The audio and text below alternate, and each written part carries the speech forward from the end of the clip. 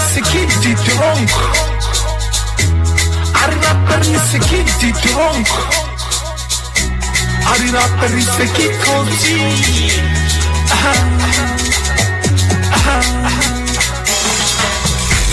Ari rapperi se kidi bana, wangate.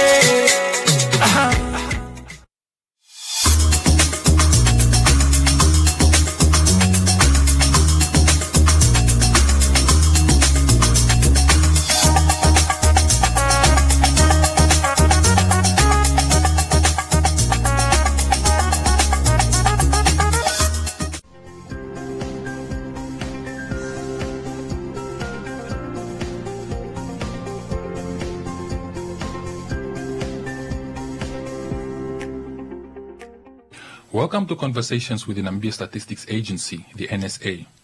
Namibia will conduct the 4th Population and Housing Census in August 2022. In preparation for the census, the NSA will conduct a pilot census from 17 to 30 October 2021 across the country. Why a pilot census? Well, it aims to test major aspects of the enumeration, as well as the post-enumeration processes, from the main census including the questionnaire, the adequacy and efficiency of the logistics and the administrative arrangements on the ground. Enumerators will wear clearly marked identification cards. Hi, I am Nelson Ashipala, Senior Communications Specialist for the Namibia Statistics Agency, and I will be moderating this discussion. In this episode, we will reflect on a variety of topics with the NSA. Joining me in studio is Mr. Alex Shemafeni, the Statistician General and CEO of the NSA. Thank you for joining me. Now, Mr. Alex, times were tough for every organization. When you talk about tough years, it's been a strange 2 years for Namibia and the world at large. Things are not the same anymore. There was the COVID pandemic. So what was the highlight for the NSA this year and last year, mostly during this COVID pandemic, and how has the organization adapted to the new way or the new norm? Well, Nelson, before I go to the highlights, I want to mention a setback that we had. We have unfortunately lost a staff member, a very dedicated staff member, in the name of Absalom Kamosho, passionately known as ABC. Mm-hmm.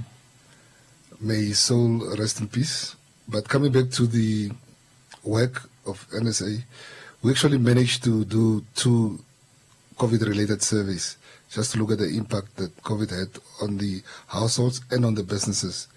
Those results will be released somewhere later in the year for the public to note.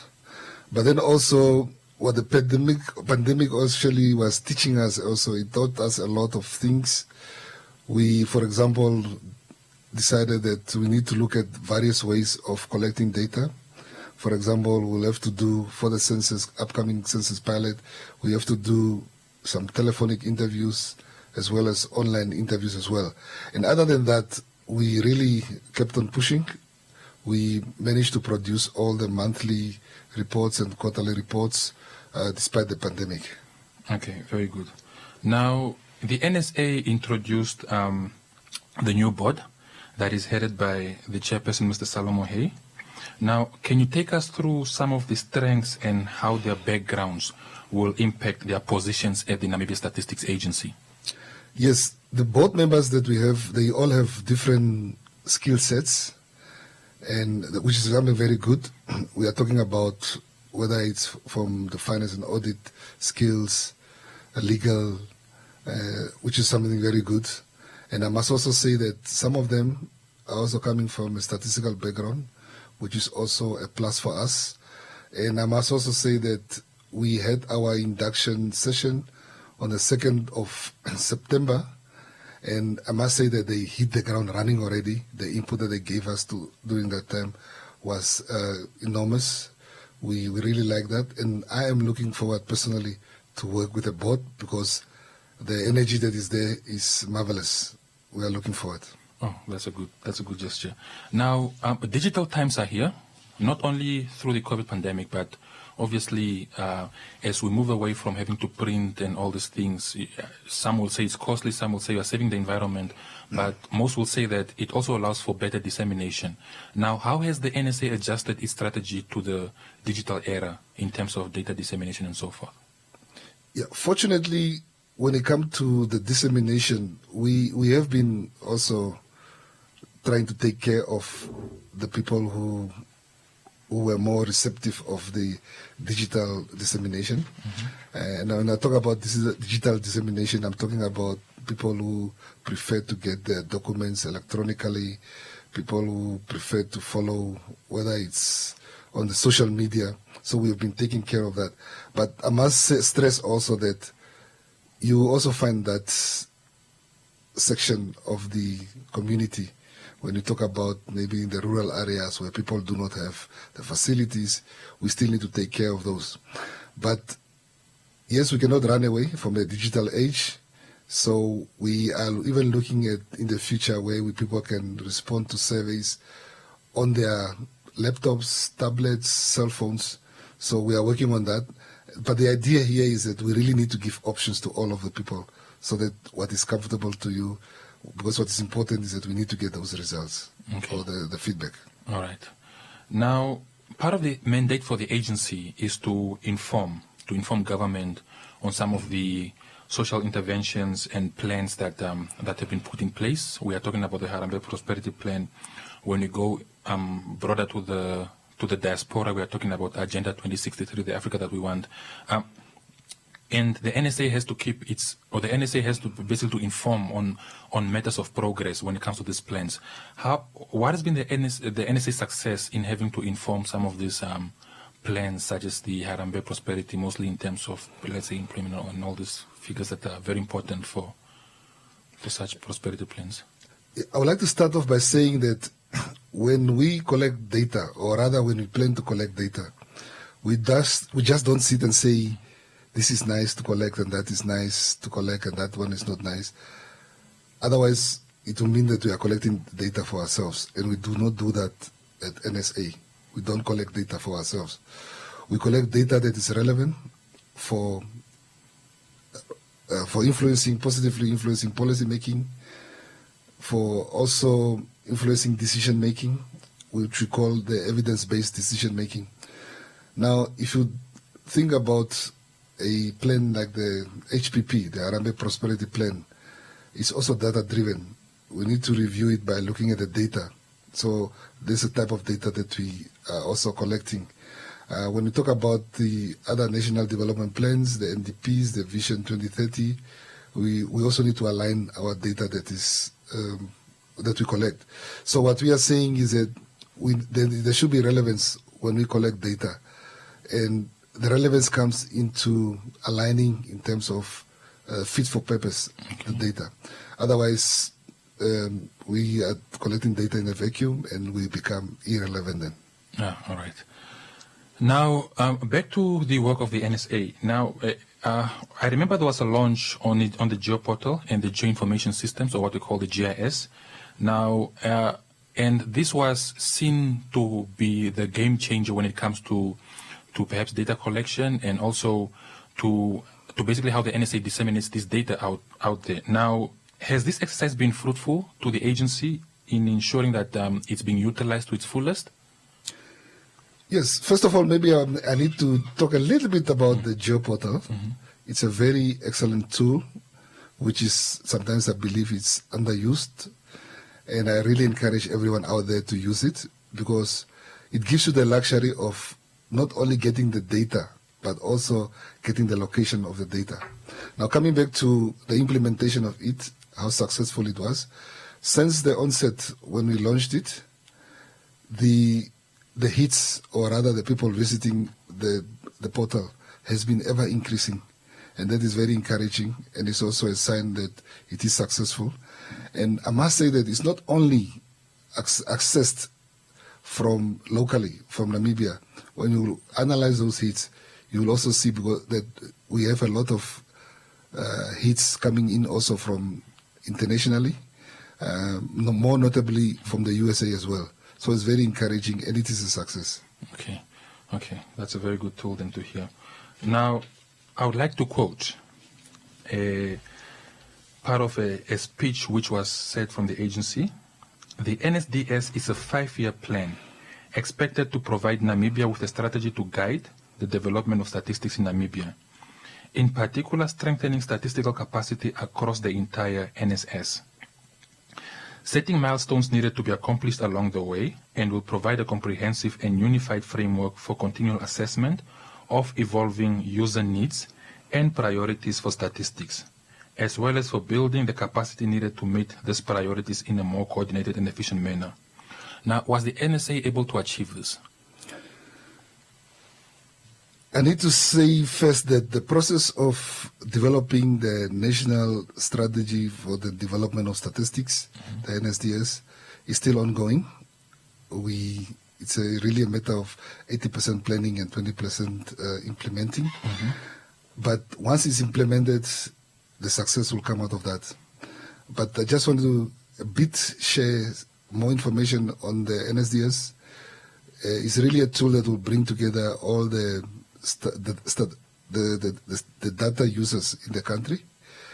We're talking about the ministries, agencies, and offices. We really need to bring these users or the producers. We need to bring them together, and then we're also going to build capacity on them. Now, one advantage that is there also is that we are going to consolidate some of the cost that is there. We are going to create synergy, basically, so that we spend less, but with more quality that is coming out of that. So the achievement of that is on track. Okay. Now, when we talk about stakeholders and obviously a system that the NSA speaks to, what is the relationship with the, how is the relationship between the NSA and the private sector? Yeah, currently, the private sector is more of our users of the statistics, and the NSA is the producers. And then just to give an example of some of the users, and I want to refer to the Bank of Namibia, if you can also put them in the private sector category. Whatever we produce is very important in terms of whether it's a monetary policy of the Bank of Namibia to come up with a decision on the interest rates. That's very important for them. But for private sector also, when you talk about businesses, especially when you talk about the job portal that we just mentioned earlier, when you want to put up a business, you have all the statistics and the tools that can tell you which are the right places to put up the business. Those socioeconomic and demographic information, you'll be able to get there. So talking about the relationship is also that we are there to serve the nation, and the private sector is also part of that. And then they are welcome to request all the information that we have, and they can get it for free because we are set up to provide this service. Okay. Now, back to the work that the NSA does, mostly on census and the census phase that is happening. The Namibia Statistics Agency recently concluded with census mapping. I would take it it's concluded. How has the public's response been to census mapping? First of all, allow me to thank the public really for their cooperation, because we did not have any major incidences. The public was very cooperative, and we really like to thank them for that. And we are also urging them to give the same cooperation when we go out for the census pilot and eventually the main census enumeration. The project was very successful because we managed to go to each and every infrastructure where we could determine whether infrastructure is used for dwelling purposes or for businesses or for institutions or a mixture of that. And the results for what we got out of this project, we will also be releasing this in due course, and people can look forward to get that information. I cannot give away a lot now, but we can get the results when we launch them. All right. So, and what is the strategy or what is the plan for the NSA for the next year, 2022? 2022 is a very significant year in the NSA. Not only that we are going to celebrate our decade in existence because we were established in 2012, but this is also a year where we are going to carry out our census, the census 2021. And just for clarification, we all know that we were watching Tokyo 2020 this year, in the year 2021. We were also watching Euro 2020 in the year 2021. We are also going to carry out the census 2021 in the year 2022 because of pandemic, the COVID pandemic. We all know about that. So it's a very exciting year. And then the process already has started. We have now started with the census pilot, which is going to start from the 17th of October this year. But so people can look forward for more exciting things coming from the NSA. Okay. Now that brings us to the end of the discussions. And that was Mr. Alex Shimafeni, the Statistician General and CEO of the Namibia Statistics Agency. Ladies and gentlemen, thank you for watching. Please join us again next time. Till then, from me, I'm Nelson Ashipala. It's goodbye.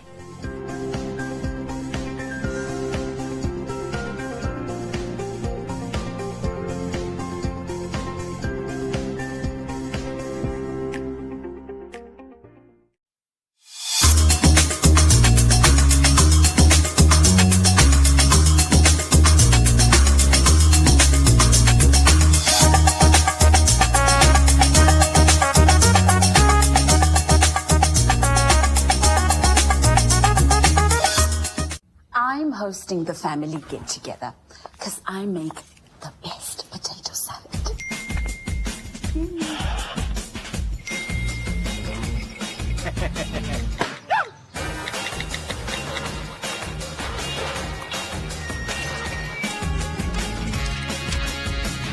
I've got DSTV. Choose joy. Choose an HD decoder, dish kit, and installation plus 1 month DSTV contract for only 1,099 Namibian dollars and enjoy every moment with DSTV.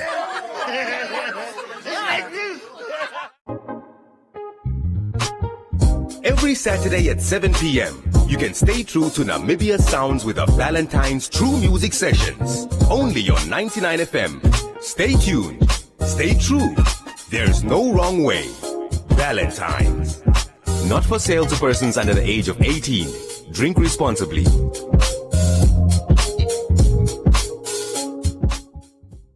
When life gets boring, we bring out our play, because playfulness is in our DNA. It's in the way we freestyle and smile. We add color to every day and delicious drink. We're the ones who add color to every moment. Fanta, color every moment.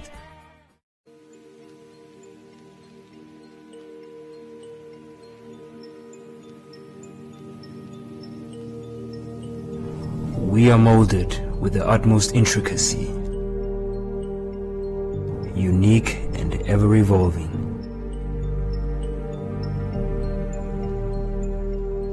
But we will always need a guiding hand.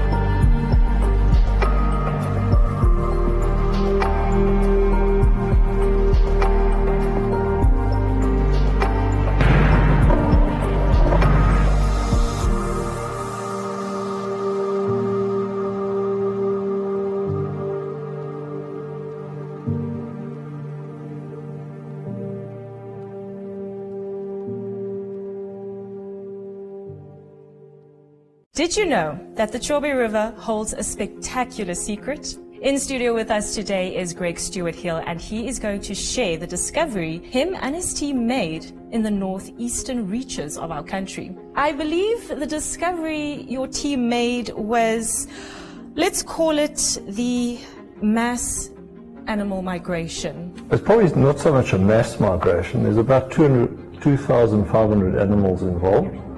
But it's certainly the longest migration that has been picked up in recent times, probably the longest that exists at the moment. Let's start at the beginning. How did you make this discovery? Well, many years ago when I was very young, and as a student we used to visit Botswana and go to a place called Maipan. And that was in about the early 80s, and we used to see zebra just arriving at this place. That was normally about January when the rain started.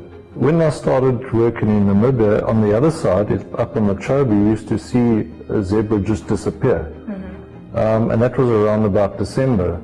And people used to wonder where these zebra used to disappear to. So a couple of collars were put on a certain number of zebra.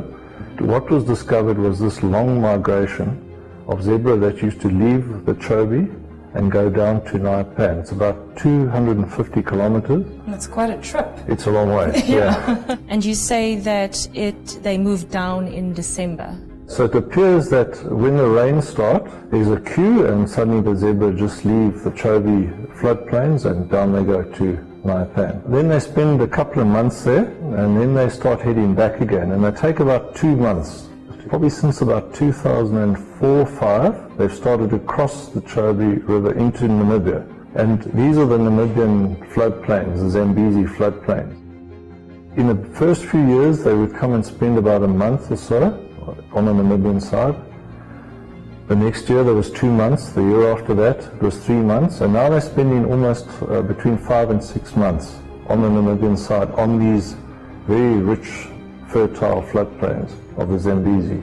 We've also started to talk to some of the old residents who live in those floodplains, and they recall oral history that these zebra used to come and do that in the distant past. And so this, we think, has re-established a migration that had been stopped.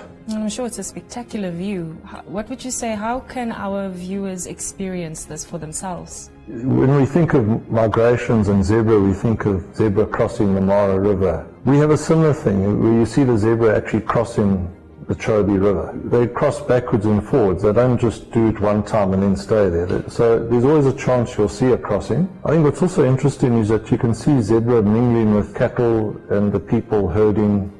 I think very much a glimpse into Africa's past. Next week, the Gondwana team will be traveling to Chobe River to see this and experience it for ourselves firsthand. And if you want to experience this, make sure that you visit the Gondwana Chobe River camp. Trust me when I say you don't want to miss it.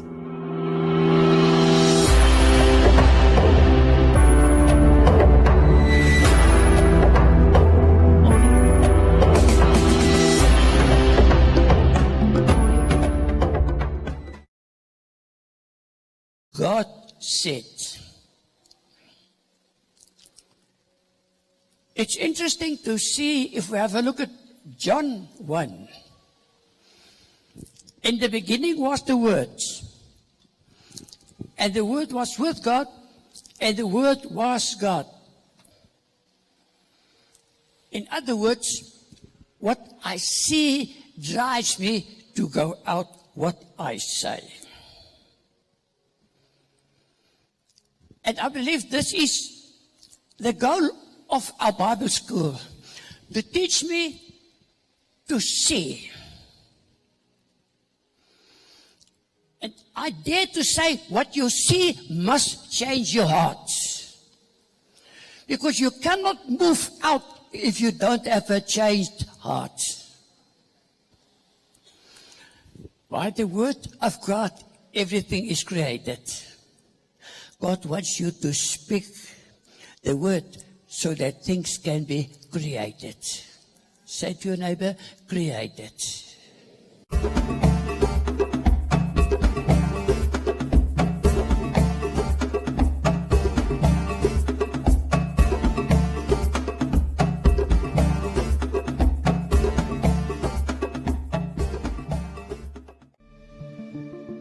COVID-19 affects people very differently. Many people show no symptoms at all, but some are hospitalized for weeks. So what does the disease do to your body? The coronavirus enters through the mouth, nose or eyes. It then usually attaches itself to cells lining the nose, throat, airways or lungs. It can turn these cells into factories that multiply and spread the virus.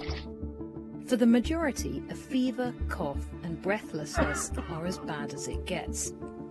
But the virus can damage the small blood vessels lining the lungs and initiate clotting. The alveoli are tiny air sacs where oxygen goes into the blood.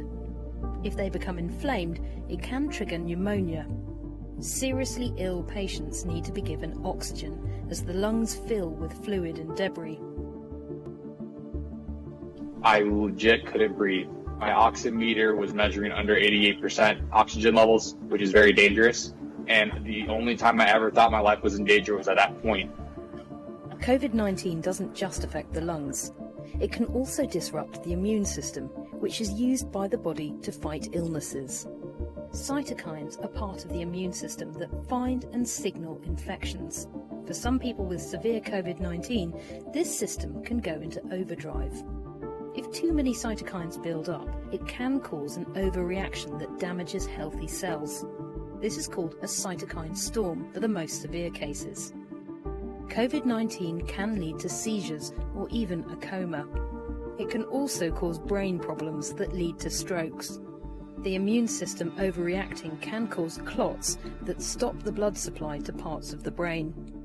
Brain inflammation, psychosis, and dementia-like symptoms can also affect seriously ill patients. The average length of the illness is 14 days, but many people have symptoms for much longer. Breathing problems and post-viral fatigue last for months in some cases. I cannot walk for long simply because I will feel a little bit short of breath and I feel the need to sit down. And that's something that has never happened to me before. Some of the people who are most likely to develop severe symptoms are older adults and those with underlying health conditions. It's not fully known how anyone will react to COVID-19 until they get it. So it's important for everyone to follow health guidance. What precautions are you taking to stay safe?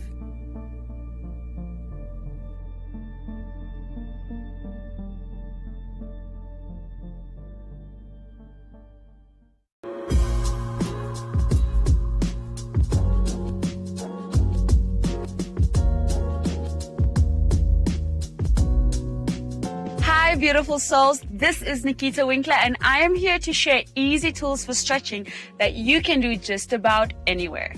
In this session, we will be doing a full body stretch routine on the mat. Please remember that this is just a demonstration video, so once your body knows what it's doing, take your time and do a few more repetitions.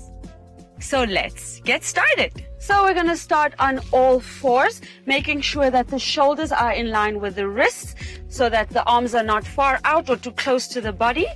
And then that the hips are in line with the knees, hip width apart. In this position, we're going to go into a cat-cow stretch. Inhale, bring the head towards the tailbone. And exhale, bring the hips and the head towards each other, tucking the chin in, pulling into the back. And again, inhale, head towards tailbone, arch the back. Exhale, bring the chin in as well as the hips pulling into the back. From here, just drop your tailbone onto your heels, reach the arms into this child pose resting position. Once you feel ready, come back up onto all fours, plant your palms, tuck your toes, and lift your hips into the sky. In this downward dog position, we want to plant the heels down into the mat and press the chest towards the legs. From here, you're going to go up onto your toes. You're going to bring the hips forward, zip the core, roll the spine all the way until the hips reach the floor. Shoulders are pulling down and back. Head is up in the seal pose. Inhale, exhale, bend your knees, take the tailbone back into your heels. And we go one more time. Come onto all fours. Cat-cow, inhale, arch the back. Exhale, pull into the back, opening up the back. Inhale, arch, exhale, cat. And then plant the palms, plant the toes, lift into a downward dog. Inhale, up onto the toes, roll the body through all the way back to the mat. Open up the chest. And exhale, come back to child's pose, where you can take a moment to breathe and relax. Beautiful. Thank you for joining me in this session. Don't forget to breathe and happy stretching. Nothing is too good for my daughter. Now here's the deal, Nambi. There's no playing around with other boys before your wedding. Do you understand me? It's the most important day of your life. Nambi, baby, you have a face like a beautiful person. I got you this Virgin Mary necklace to protect your innocence. Stupid man. We have loved each other since high school, and now you want to turn your back on me? All the plans we made, you just throw them away? And you want Nambi now? When I've always been there for you, Ziwa, do you understand? And she doesn't even love you. I wasted my time on someone like you. Don't be like that, Jalia. Love, everybody needs it. Love.